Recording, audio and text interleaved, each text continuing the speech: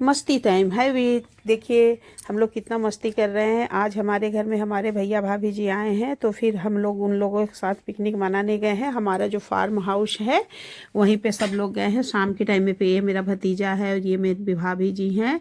तो हमारे भैया भाभी और मेरा एक भतीजा आया है। तो शाम के टाइम हम लोग बाटी चोखा दाल खीर ये सब कुछ बनाने के लिए सारा सामान लेकर के पहुंच गए हैं अपने फार्म हाउस पे। ये हमारा फार्म हाउस, तो ये छोटी बहू रानी है, ये हमारा छोटा बेटा है। तो सब लोग बैठ के कुछ कुछ काम कर रहे हैं। कोई प्याज काट रहा है, कोई आटा सान रहा है। तो पिकनिक में तो यही मज़ा आता है कि सब लोग काम करते हैं, जेंट्स हो या लेडीज हो, बच्चे हो, सभी काम करते हैं। और ना करने दिया जाए तो भी सब करने के लिए परेशान होते हैं। तो आटा तैयार हो गया, सत्तू तैयार हो गया, और इधर आग जला करके पतिदेव जी और मेरे भाई साहब बैठे हुए हैं कि जल्दी से तुम लोग बाटी गढ़ के लाओ और फिर हम लोग सेके। तो ये देखिए बाटी बन के तैयार हो रही है। सत्तू देखिए, सत्तू भी बन के तैयार हुआ था। उसके बाद से आटा सनाया और फिर उसके बाद से बाटी गढ़ा जा रहा है। बाटी गढ़ने के बाद से हम लोग अभी इस बाटी को आग में सेकेंगे। तो देखिए इधर थाली भी तैयार हो रहा है। इधर जैसे कि देखिए सारा चीज़ कट के तैयार था।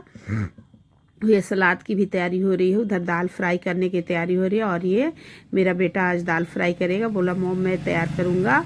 तो उधर दाल भी फ्राई हो रहा है और इधर देखिए बाटी सेकने लगा। तो गोईठा पे बाटी जो बनता है वो बहुत ही टेस्टी होता है। हर लोगों को इसका खाने का सौभाग्य प्राप्त नहीं होता है, क्योंकि इसमें मेहनत बहुत ज़्यादा लगता है। तो हर कोई इस तरह से सेकना नहीं चाहता है। और जब पिकनिक होता है तो सभी लोग पिकनिक में मिलजुल के काम कर लेते हैं।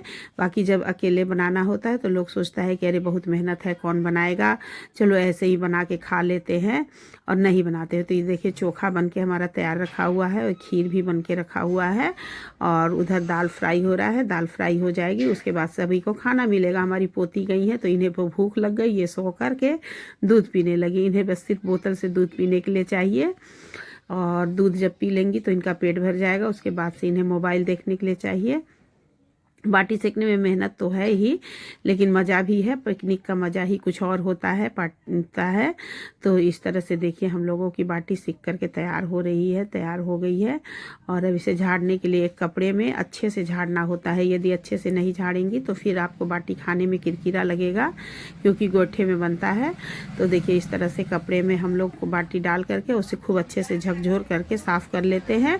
तो फिर वो एकदम से साफ़ हो जाता है। उसके बाद बाटी को दो दो टुकड़ा करके और फिर उसमें हम लोग घी डाल के खाते हैं। कुछ लोग जैसे कि कढ़ाई में ही आप घी डाल दीजिए गरम होने के लिए, और जब गरम घी होते जाए तो आप बाटी को हल्का सा दबा के और उस घी में डाल दीजिए। तो ये घी वाली बाटी हो जाती है, बहुत ही टेस्टी लगती है खाने में। तो खाने का देखिए अपना अपना अंदाज है। कुछ लोग बस ऐसे ही ऊपर से लगा करके खाते हैं, कुछ लोग दो टुकड़ा करके और उसके बाद से उसमें घी डाल के खाते हैं। और कुछ लोग जो मैं बताई तीसरा आइडिया आपको, कि कढ़ाई में या भगोने में घी गरम कर लीजिए और बाटी को हल्का सा दबा के उसमें डाल दीजिए और फिर उसके बाद निकाल के खाइए, तो बहुत टेस्टी ही घी लगता है। तो देखिए इस तरह से बाटी झड़ करके तैयार हो गई। गंदा झड़ गया तो देखिए साफ़ दिखने लगा। ऐसे तो लग रहा था कि कितना गंदा है, लेकिन अब ये बाटी साफ़ होकर के तैयार हो गया। और सबकी अब थाली लग रही है।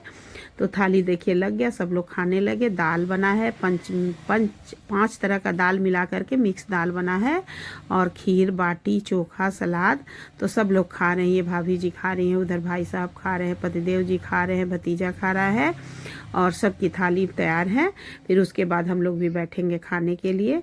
तो इस तरह से देखिए मेरा बाटी चोखा आप लोगों को कैसा लग रहा है देखने में, हमें कमेंट करके ज़रूर से बताइएगा। और